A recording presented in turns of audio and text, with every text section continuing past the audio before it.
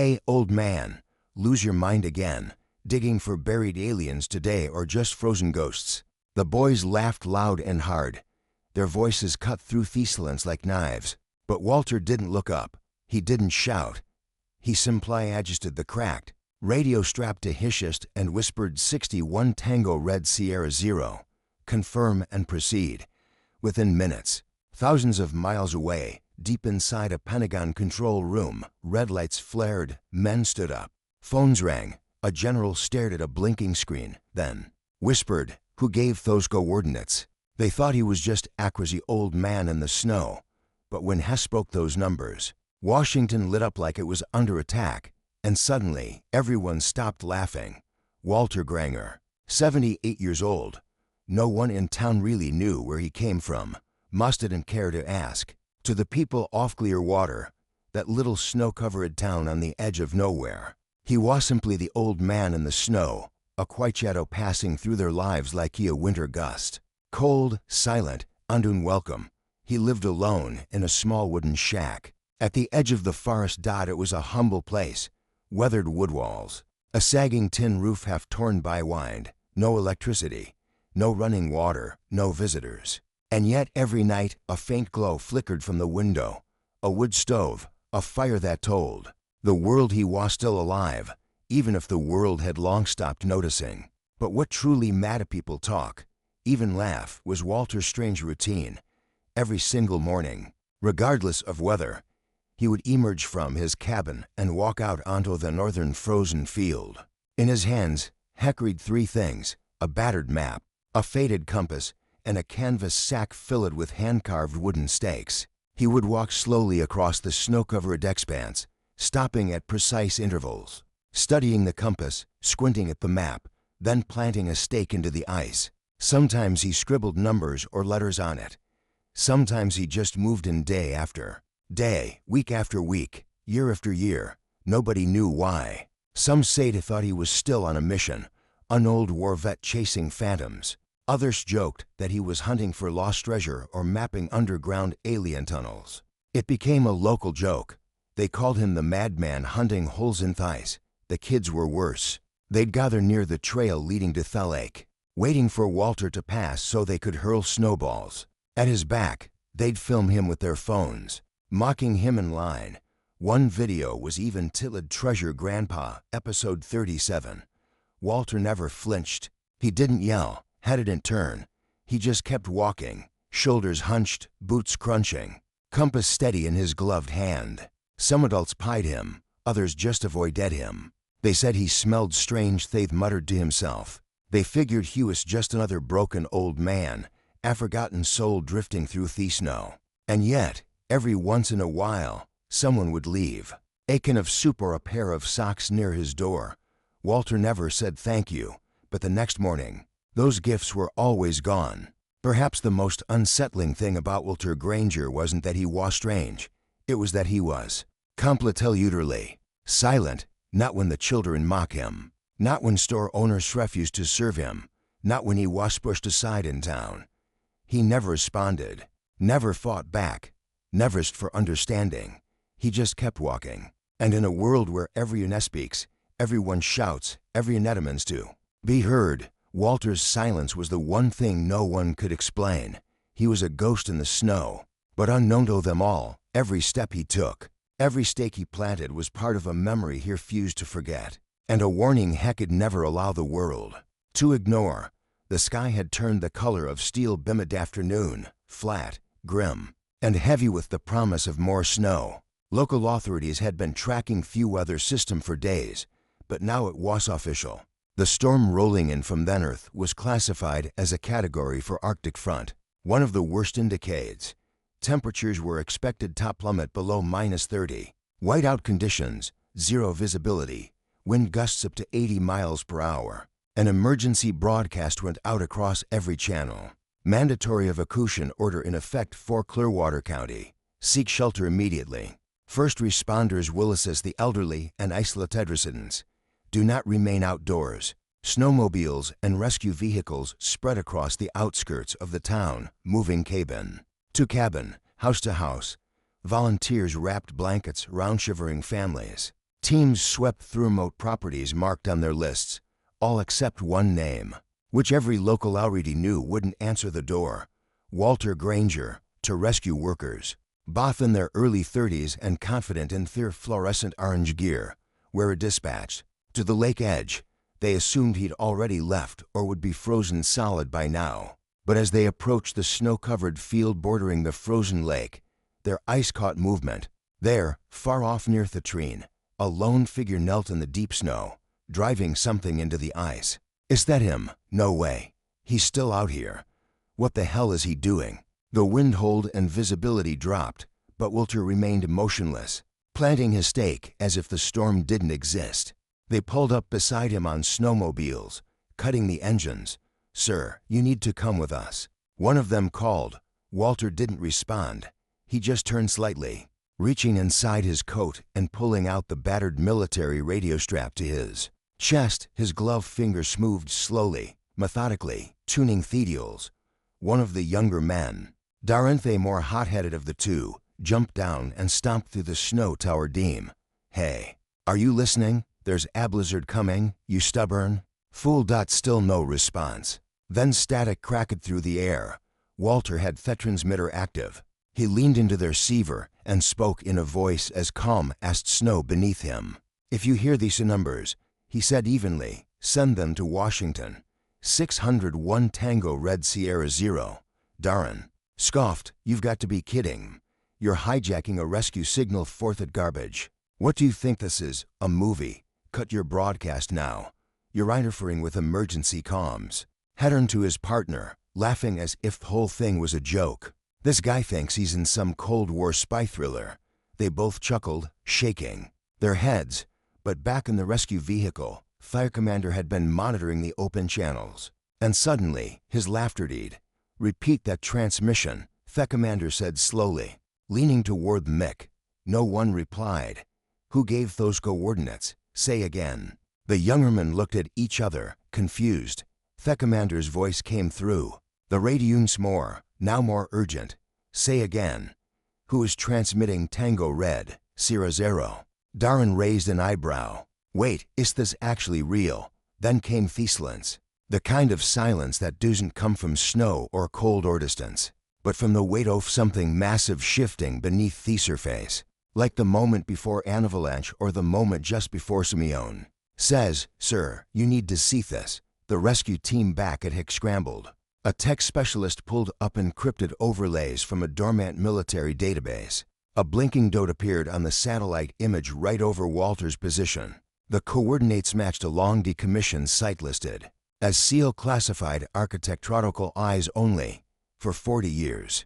Those numbers had been forgotten, but Walter hadn't. The coordinates Walter Granger had whispered were relayed immediately, not by the two young rescue workers, but by their field commander, Lieutenant Mason Price, a seasoned man with over 20 years in logistics and emergency command. Price had a feeling, something in the old man's tone, something in the way those numbers were said. Not guessed, not stammered, but recited like scripture. He forwarded the data through secured government channels under the pretense of a possible legacy. Military interference, standard protocol just tobe safe. He didn't expect a response. But 20 minutes later, his encrypted line went dead, then came back flashing red, across the country, buried deep in a subterranean defense bunker known as Fort Ravenhall. The Department of Homeland Security's early warning system flagged an unusual signal. Legacy access code detected. Priority flag red loadier. Within minutes, the Pentagon was looped in. 3-letter agencies were contacted. The CIA's Internal Cold Cassie Operations Unit, inactive for years, was awakened by a call they hadn't received since 1989. "We just got a match. Code string 61 Tango Red Sierra 0. Where? Somewhere in northern Montana. A place scaled Clearwater County. The signal's coming from an old man in the snow." Therum fell silent. Then someone from the upper end of the war room, a woman in her early 60s, gray-streaked hair, glasses, slowly stood. "Pull up Arch Protocol." A technician hesitated. "Ma'am, that is restricted to level Omega. No Tevan Tier 1 SEALs have access to." "Just pull it up." "I was there." The file hadn't been opened in decades. Even the metadata was partially corrupted. But the project name lit up like a ghost from the past. Architect protocol classified. Operation Blind Winter date, March 4, 1983. Team seal, black and dot location, redacted. Frozen Lake sector, North Montana. The room shifted. Thoswo had never heard of it, looked confused. Those old enough to remember looked pale. It had been one of the last classified joint ops during the Cold War. An ultra-black mission involving nuclear proximity sensors, weather-adapted surveillance tech, and a highly experimental radio signal buffer designed to withstand EMP pulses. The technology was abandoned. The team supposedly disbanded. Officially, no personnel were ever listed. One officer muttered, "I thought that was just a ghost op, a myth." Another replied, "That's because every file on it was scrubbed, not redacted, erased." But Simeon remembered a name. Granger. What about him? I think Walter Granger wasn't just some guide. He was the forward recon, the guy who mapped the terrain, kept the coordinates off -red. He was one of the last to leave. They said he disappeared in 1984.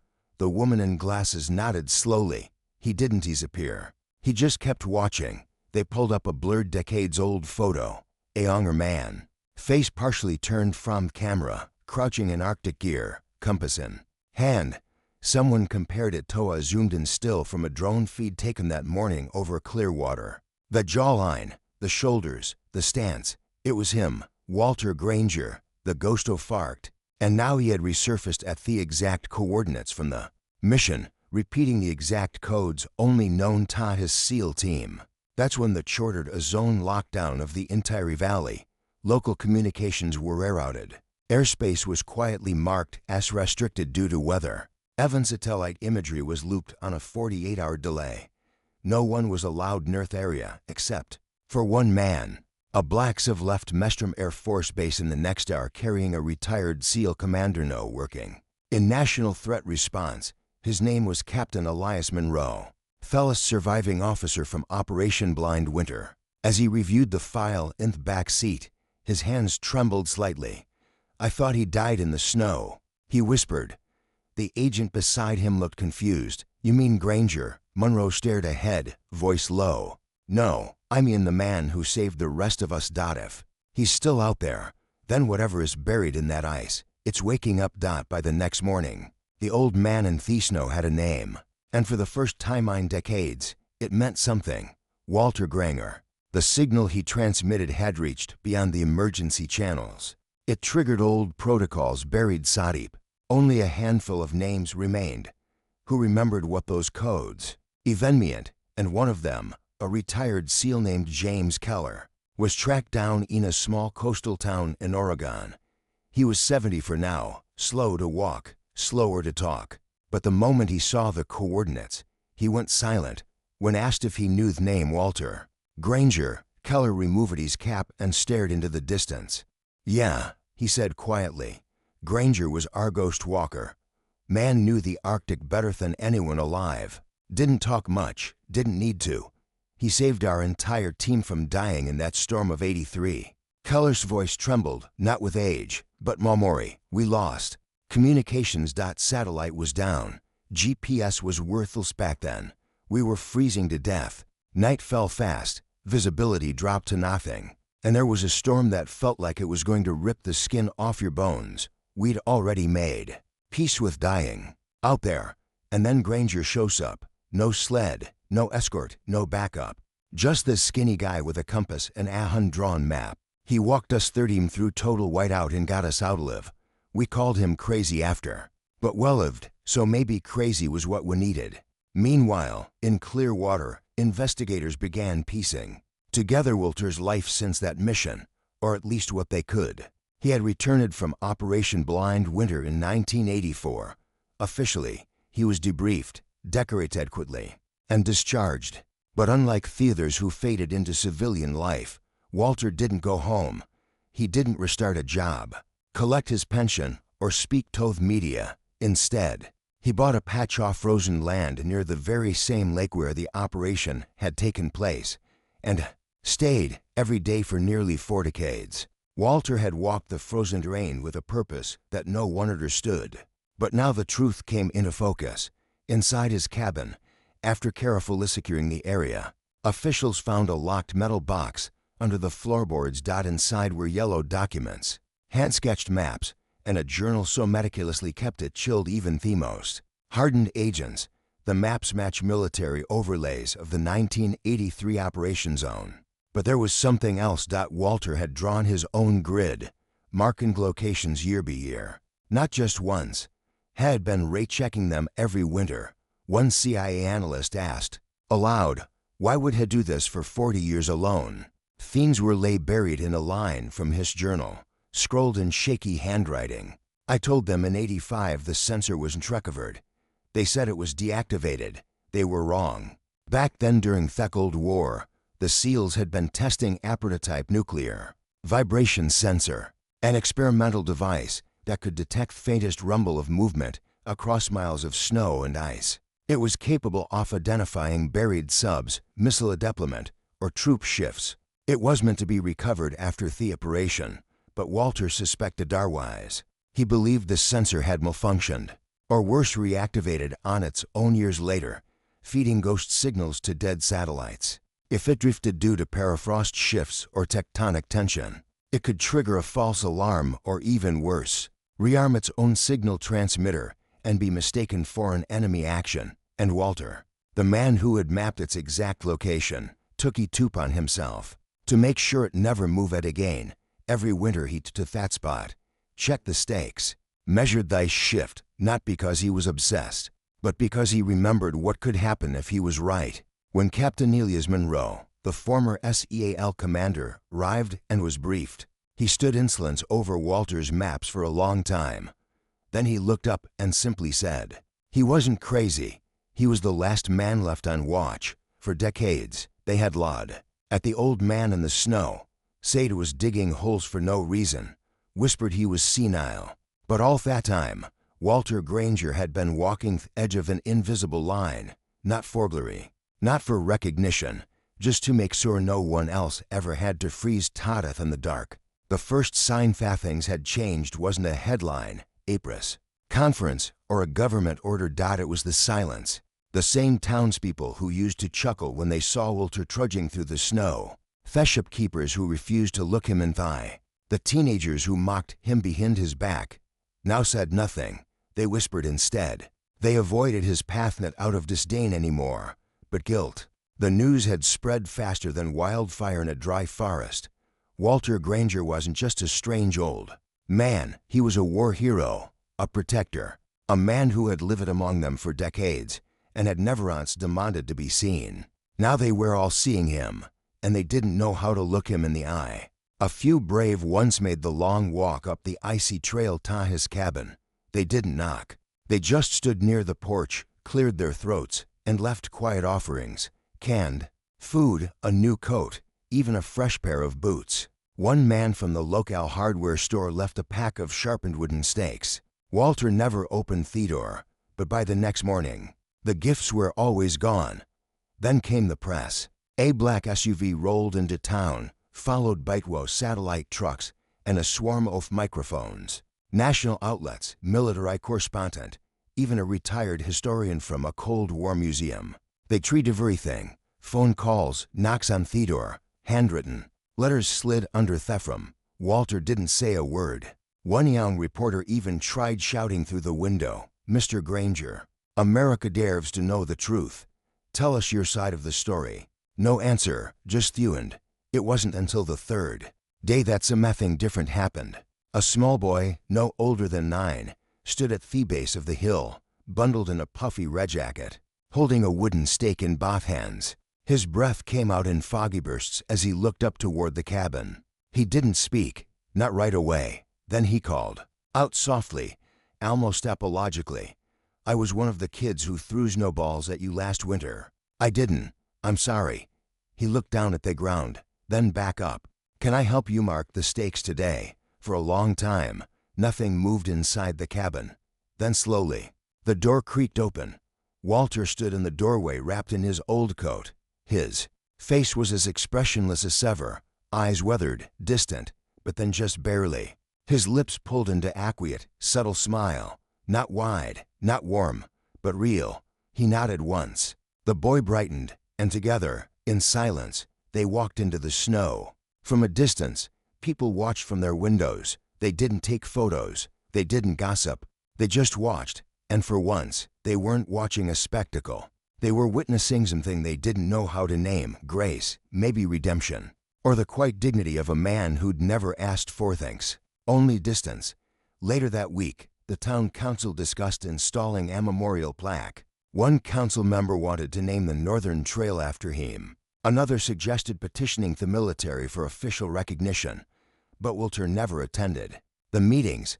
Hanover asked for ceremonies. He still walked the perimeter of the lake each morning, just as he always had. Only no sometimes the boy was with him. They said Walter Granger had finally been recognized, but those who knew better understood. He never needed to be. He already knew who he was. And at Wassenaw, the snow had calmed by then. The storm that once threatened to swallow the town in white silence had passed, leaving behind only soft flurries drifting through the air like ash from a distant fire. It was the kind of cold that numbed the skin, but couldn't quite what was coming. Just after dawn, the sound broke across the sky. A low, thunderous rumble, unnatural, unmistakable. People ran out of their homes, car doors slammed, windows opened, children pointed upward. A military transport helicopter, gray, massive, and marked with no insignia, descended through the clouds. Snow and wind kicked up in violent spirals as it approached the frozen lake at the edge of town. Its landing gear sank into the snow-covered ice. The rotors slowed, and the silencer churned. From its side door, a tall man in full military dress stepped down. The uniform alone demanded attention, dark navy blue lined with medals. But it was his bearing that silenced the town.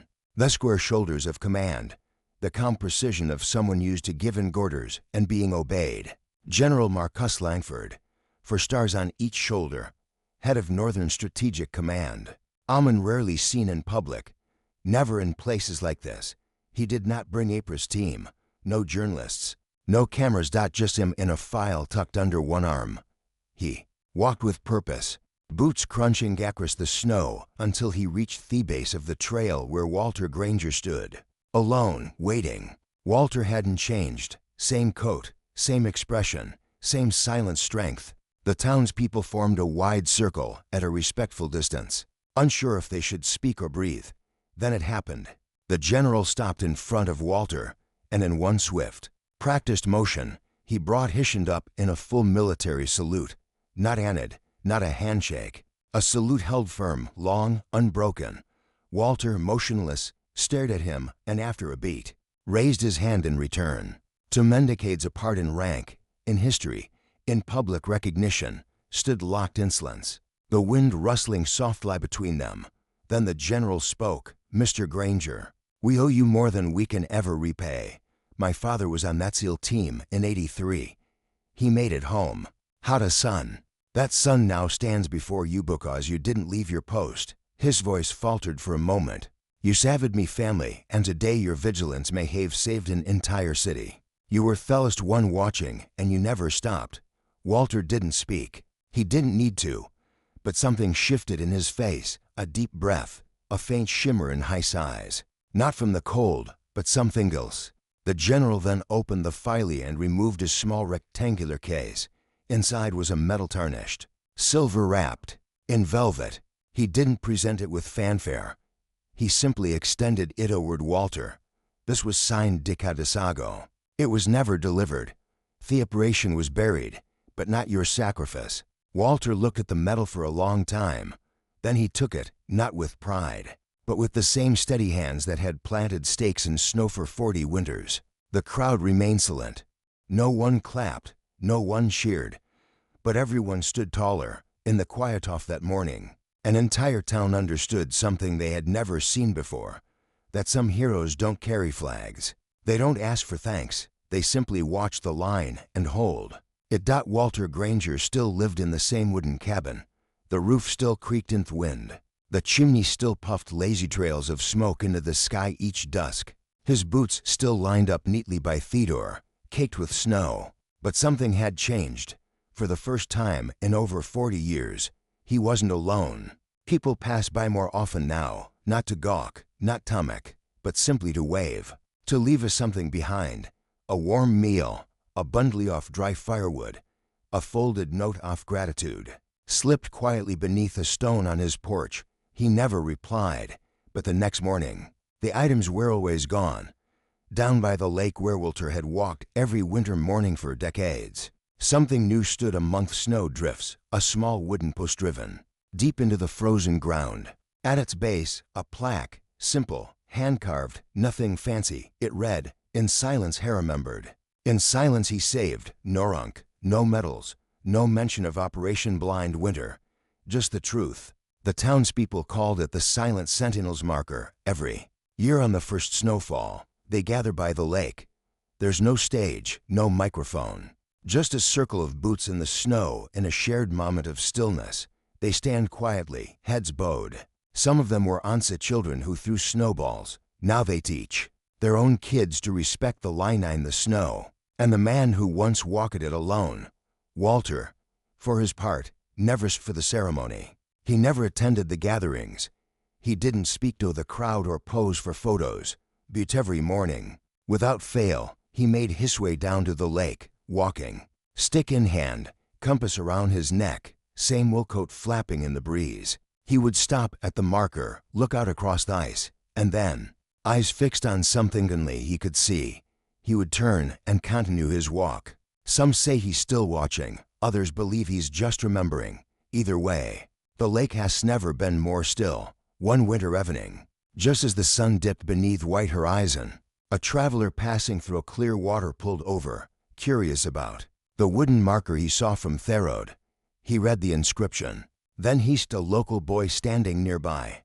Who was he? The boy shrugged, smiling. Just an old man who used to walk the lake. But someone said once he kept the world safe while nobody noticed. The traveler looked back toward the lake, now glowing golden under the last light, and standing there weren't just barely visible. Through the snowfall was Walter Granger, still silent, watching. And that was now for all of them, for all of us. Walter Granger never asked for praise.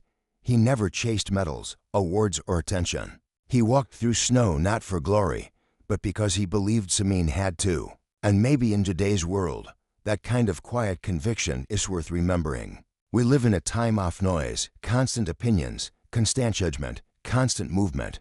But Walter showed us that true strength can bezel, that service doesn't always come with uniforms or applause. Sometimes it looks like an old man walking through snow year after year, doing the right thing when no one is looking. His story makes us ask hard questions. How often do we dismiss people because of how they look? How many Walters have we laughed at simply because we didn't understand them? And how many people around us are carrying burdens we never stopped to ask about? In Walter's silence, there was purpose. In his routine, there was remembrance. And in his perseverance, there was love, not loud, not boastful, but steady. Maybe that's what we need more of today. So what do you think? Do you know someone like Walter? Someone who quietly holds things together, never seeking credit? Or maybe you are that person, quietly showing up, doing few work, holding the line. We want to hear your thoughts. Share your reflections in the comments below. Tell us about Samin who inspired you, a grandparent, a neighbor, a fellow veteran. Let's keep these stories alive together. If history moved you, if it reminded you of something worth holding on to, please consider liking this video, subscribing to the channel, and sharing it with Samin who needs a reminder of what real honor looks like. Not for clicks or numbers, but because stories like this deserve to be told and remembered. Thank you for spending this time with us. And thank you to all the silent heroes out there still walking their quiet path. Until next time, stay kind, stay humble, and keep walking forward even when noon is watching.